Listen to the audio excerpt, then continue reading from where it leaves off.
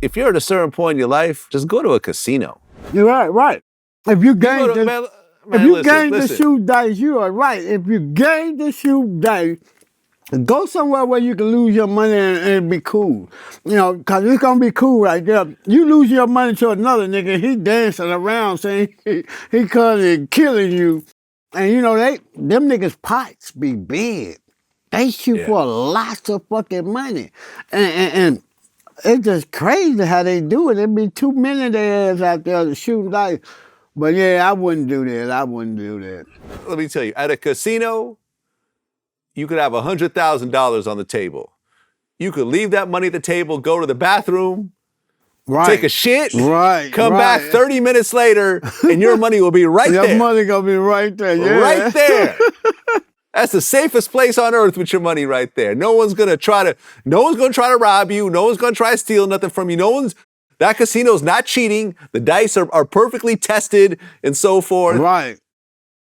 You know what I'm saying? Instead of sitting there in front of a bowling alley surrounded by 100 people, you don't know who the fuck you're talking to. You know, in dice games, I remember someone broke it down to me, someone who grew up in this kind of environment. They're like, look, if you look at a dice game, the reason why people are usually squatted down so close to the money because they know there's a potential of a robbery happening. So you just want to be as close to your money as possible. Right.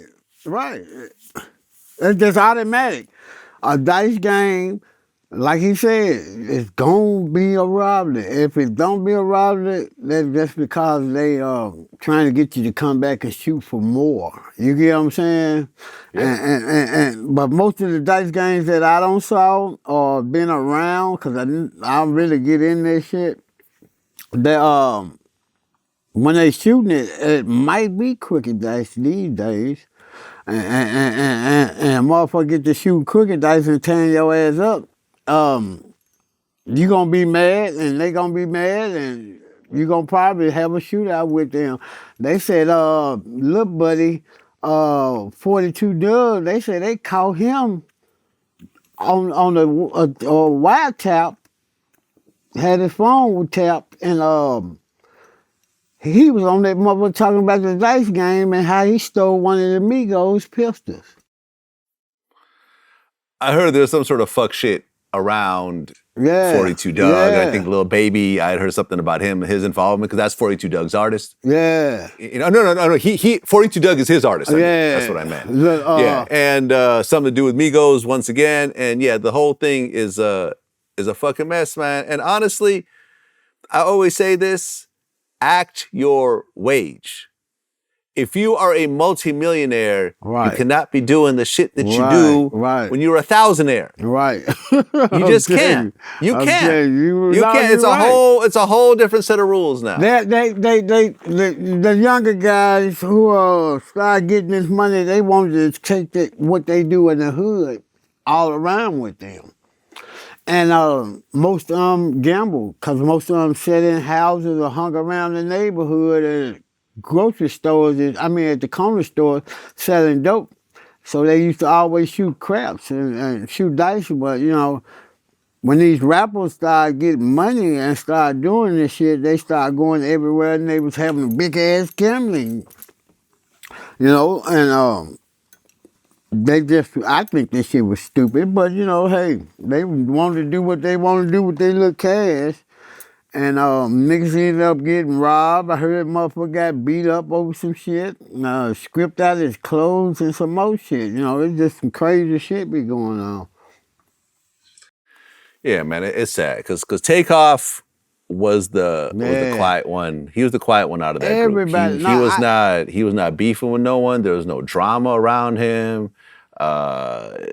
You know, and Quavo is his uncle, right? Right, yep.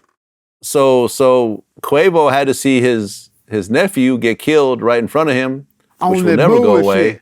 His nephew over some bullshit. Right in front of him over some bullshit. But let me tell you this, I kind of think that it was something else going on. Because you know when they first got there, and he was sitting in the car with the dude, and they were driving, they went live, you remember? And they were showing, when he showed the gun. Yeah. When he showed the gun, and I know everybody else saw this, that come from the hood. We saw the look on his face like it was something else. Now this way before the bullshit when they killed Takeoff, you can just look at Quavo's face and it was something else. It was something else. And then I'm gonna tell you how we felt. It was something else because with all them guys who ended up pulling up and coming up to their car when they was in the drop top, niggas kept saying, and this way. Yeah, we about to get some straightening. We about to, the way they were saying that, they were saying that like it was something already had been brewing. You get what I'm saying? Because if my song called straightening and it's going this way, but a motherfucker used it in another way, that let me know that they got a problem with me. And they used it in another way, like all that fucking night. On camera, you can see it. All that fucking night, they kept saying, yeah, we're about to get some straightening and all this old shit. You know what I'm saying? I said it to myself, and I think I said it to my nephew, Bo. My nephew, Bo, I think I said to him, I'm like, they got some shit going on. You know what I'm saying? It had to be something else for them to come to say that. Now, I don't know if a lot of people peeped that, but I know all the hood folks did. I know all the hood people knew exactly what was going on and what was probably this killing. I hate it happened, but you can tell that where it was going to. How they was coming to them, the shit they was saying. You get what I'm saying? But you know, hey, I would have got the hell on down with the ass. I'm not going to a club or nowhere if they ain't got no cash for me. And just going down there, I got motherfuckers right now talking to me, man, just come down here in my city. I said, shit, I'm not coming to your city to kick it with you at all. You gonna come to my city, and then on the way I would come to your city if you got some goddamn money for me.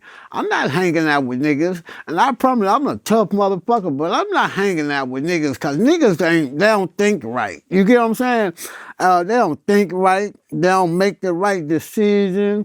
There's a lot of shit that niggas do that I could just put it like this. You come over a whole house, I see you over the whole house. I say, hey, I need a ride. I get in the car. I mean, a nigga say, I need a ride. I put him in the car because I know him. But he ain't told me at damn time what he did, what he got on him, or none of that shit. You get what I'm saying? We end up getting pulled over. Then next thing you know, so I turn my head. He trying to stuff shit up under the seats and shit. You get what I'm saying? Niggas ain't cool. I wouldn't fuck with niggas. I only fuck with my folks now.